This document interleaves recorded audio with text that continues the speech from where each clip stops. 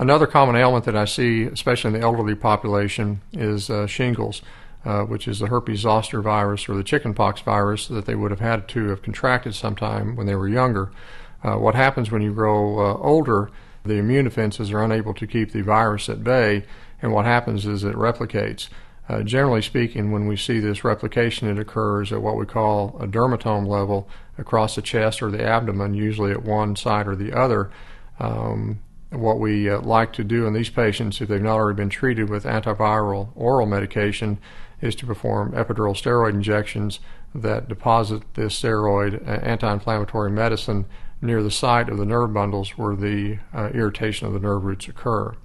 By performing a series of 2 or 3 of these injections, most often we can calm down the pain of the virus and get the patients back to a more normal lifestyle.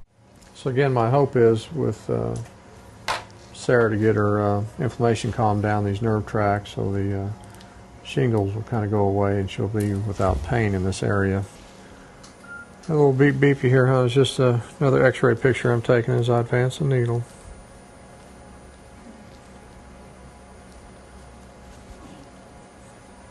Still tender. There we go. That's where we need to be, hon. Alright, serum injectable dye material to show the medicine going where I want it to. Inject the medicine in the epidural space, excuse me, and you can see it's starting to go out the neuroforamen up above. I went a level or two below where the lesions are, and the material generally will spread up in a cephalad fashion and go up. So it's going the direction I want it to, covering both the left and right side. That's good, Betty. We'll save that one. And again, the hope is by doing this procedure, we'll get things coated with steroid and some local anesthesia and give her some pain relief. So I'm injecting a mixture of local anesthetic, saline, and steroid solution again to coat these nerve tracts. You feel it down your leg a little bit? Yeah. Okay.